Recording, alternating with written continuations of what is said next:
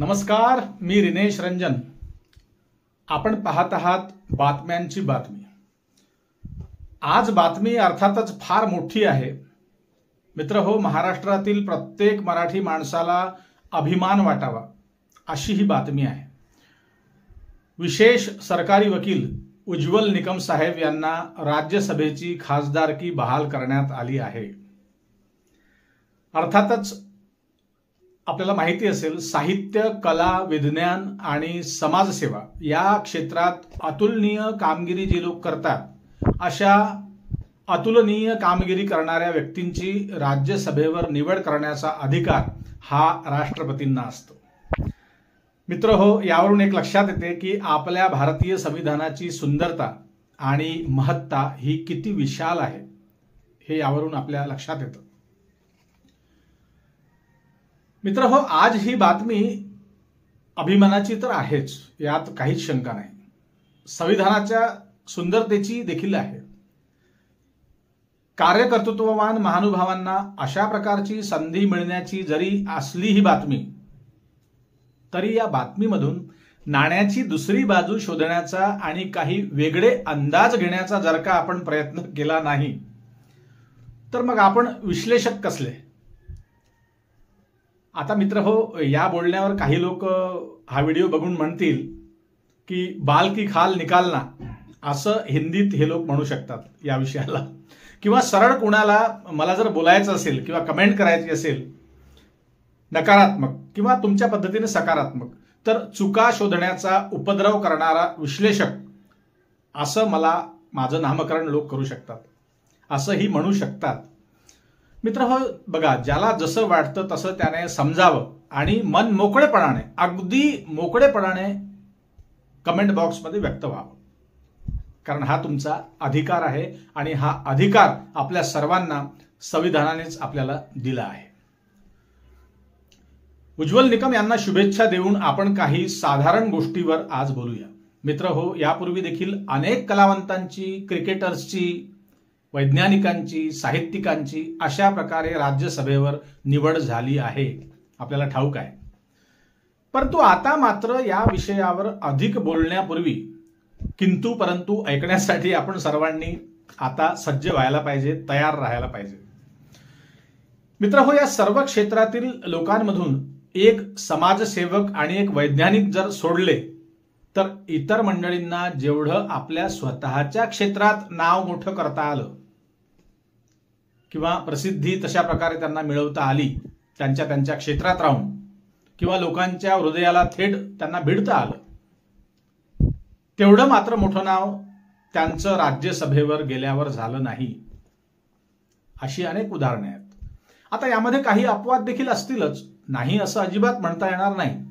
परंतु कदाचित माझ्या माहितीप्रमाणे ज्या क्षेत्रासाठी आपण स्वतःची निवड स्वतः करत असतो किंवा आपला जन्म नेमका कशासाठी झाला असावा किंवा आपल्यातले स्किल्स आपल्या जर का आईवडिलांना अगदी लहान असतानाच आईवडिलांच्या लक्षात आले आणि हे समजून आपले स्किल्स आईवडिलांनी बघून जर आपण विशिष्ट क्षेत्राची निवड केली, तर आपण 100% यशस्वी होत असतो त्या क्षेत्रात. हे अगदी साधं सरळ गणित आहे मित्र. यामध्ये सर्वात महत्वाचा जो भाग असतो तो आहे तुमची आवड, तुमचा इंटरेस्ट. तुमची आवड अर्थातच ज्या विषयात असेल तेच क्षेत्र तुम्हाला प्राप्त झालं तर तुम्ही अधिक जिद्दीने, अधिक मेहनत घेऊन आणि ध्येय वेडे होऊन काम करत असता. आणि मग नंतर मित्र हो, क्रमवार अगदी टप्प्याटप्प्याने तुमच्या होणाऱ्या प्रगतीला, तुम्ही मिळवू इच्छिणाऱ्या यशाला कुणाचा बाप कधीच रोखू शकत नाही, हे लक्षात घ्या. मित्र हो, अशाच प्रकारे तुम्हाला सिनेमा क्षेत्राचं देखील उदाहरण या ठिकाणी देता येईल. ते जर आपण उदाहरण दिलं, लक्षात घ्या, लक्षपूर्वक ऐका. तुम्हाला ठाऊक असेल, सिनेमात काम करणाऱ्या अनेक कलावंतांना वेगवेगळ्या भूमिका वठवण्याची इच्छा होत असते. परंतु त्यांची इच्छा असते म्हणून काय झालं? कुठलीही भूमिका त्यांनी जर का आपल्या इच्छेने घेतली तर ते त्यात यशस्वी होत नाही, असे अनेक उदाहरणं आहेत. अनेकांनी आधी विलन साकारला सिनेमांमध्ये, त्यानंतर नायकाच्या भूमिकेत प्रेक्षकांनी त्यांना स्वीकारलं नाही. अर्थात यात सुद्धा काही अगदी नगण्य कलावंत अपवाद असतीलच, यात तीळ मात्र शंका नाही. परंतु सर्वसाधारण जर आपण विचार केला मित्रहो, तर आकडेवारी जर आपण काढली तर उत्तर नाही असंच तुम्हाला मिळेल. कारण तुम्ही ज्या पद्धतीने सुरुवातीच्या काळात एखाद्या भूमिकेत प्रसिद्ध होत असता, लोकांच्या मनामनात बसत असता, याचा अर्थ ते काम तुम्हाला नीट करता येतं हे लक्षात घ्या. आणि तुम्हाला जेव्हा नीट काम आधी करता येतं, त्यानंतर तुम्हाला त्या भूमिकेत श्रोते तुम्हाला स्वीकारतात, एक्सेप्ट करतात. आणि हेच सातत्य तुम्ही जर ठेवत गेला तुमच्या भूमिकेचं, तर नंतर तुम्हाला हळूहळू प्रसिद्धी मिळत असते. आणखी एखादं उदाहरण द्यायचं झाल्यास एक गोष्ट लक्षात घ्या. अर्थात सचिन तेंडुलकरने हाऊस म्हणून गाणं म्हटलं तर हरकत नाही, गायला पाहिजे.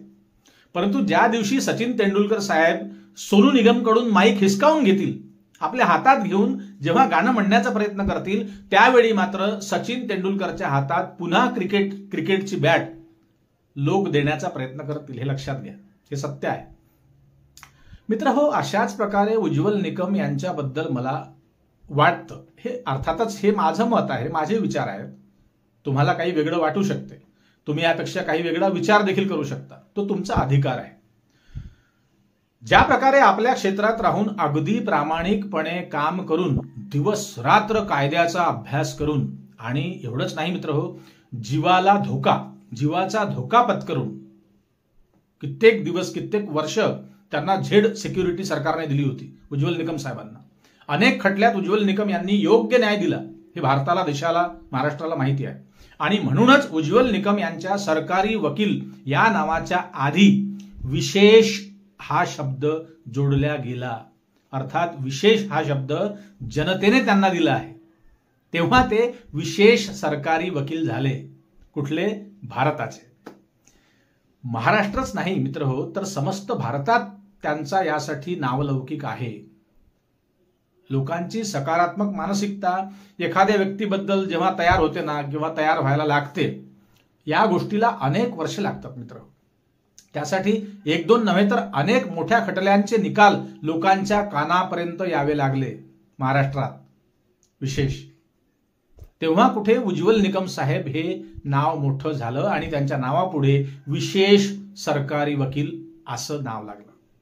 आणि लोकांची मानसिकता उज्ज्वल निकम यांच्याबद्दल अगदी सकारात्मक झाली आहे. हे लोकांनी गेल्या लोकसभा निवडणुकीतच दाखवून दिलं मित्र हो, की लोकांना त्यांची कुठली भूमिका अपेक्षित आहे. भारतीय जनता पार्टीने मुंबईच्या एका भागातून, तुम्हाला ठाऊक असेल, लोकसभेचं तिकीट उज्ज्वल निकम यांना दिलं होतं, आपल्या सर्वांना माहिती आहे. परंतु वर्षा गायकवाड यांनी प्रचंड मतांनी त्यांना पराभूत केलं होतं, हे देखील महाराष्ट्राने पाहिलं आहे. अर्थात त्यांचा पराभव प्रतिस्पर्धी उमेदवाराने नाही, तर मित्र हो, हा पराभव लोकांनी त्यांना दिला आहे. कारण या भूमिकेत त्यांना लोकांनी स्वीकारलं नाही असंच म्हणावं लागेल. म्हणून मित्र हो, ज्या विषयासाठी आपण आहोत, ज्यासाठी आपला जन्म झाला आहे, ज्या क्षेत्राने आपल्याला प्रसिद्धी दिली आहे, त्यावरून अकाली निवृत्त होणं हे योग्य आहे किंवा नाही, हे आपण ठरवणारे कोण होतो? हा अधिकार शेवटी उज्ज्वल निकम साहेबांचा आहे. आणखी शेवटी आपण एक पुन्हा सकारात्मक विचार जर केला की उज्ज्वल निकम यांच्या वकिलीचा फायदा अप्रत्यक्षपणे देशासाठी होईल का? तर व्हायलाच पाहिजे. किंवा त्यांचा अनेक विषयावरील सरकारला मिळणारा सल्ला हा देशाच्या उपयोगात पडेल का? तर पडायलाच पाहिजे. पण यामध्ये किंतु परंतु आहे, लक्षात घ्या. तर शेवटी स्पष्ट सांगायचं म्हणजे नरेंद्र मोदी म्हणजे समस्त देश नव्हे, हे लक्षात घ्या. कारण भारतीय जनता पार्टी म्हणजे समस्त देश नव्हे, हे देखील लक्षात घ्या. आणि दुसरी महत्वाची गोष्ट, दुसरी बाजू ही आहे, लक्षपूर्वक आहे का, उज्ज्वल निकम यांनी भारतीय जनता पक्षात या आधीच प्रवेश घेतला आहे.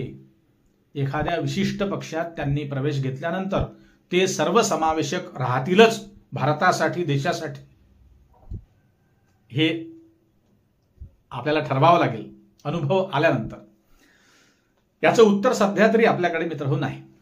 असो, आपल्याला नेमकं या विषयाबद्दल काय वाटतं ते कमेंटमध्ये व्यक्त होऊन नक्कीच सांगा. देशातील अनेक राजकीय पक्षांपेक्षा सर्वोपरी हा आपल्यासाठी भारत देश असला पाहिजे, असं एक सामान्य नागरिक म्हणून माझं मत आहे. हा आमचा देश आहे आणि आम्ही सर्व नागरिक या देशाचे मालक आहोत हे लक्षात घ्या. भारतीय जनता पक्ष हा एक हिंदुत्ववादी पक्ष आहे, परंतु इथे मात्र हिंदू, मुस्लिम, शीख, ईसाई सर्व राहतात, सर्व भाषिक राहतात.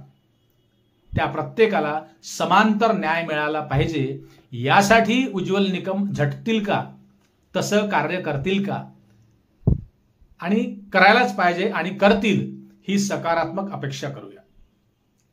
पुन्हा जाता जाता एक नम्र विनंती, चॅनलवर नवीन असाल मित्र हो तर सबस्क्राईब करा आपल्या चॅनलला, जास्तीत जास्त लोकांपर्यंत हा व्हिडिओ शेअर करा आणि लाईक करायला विसरू नका.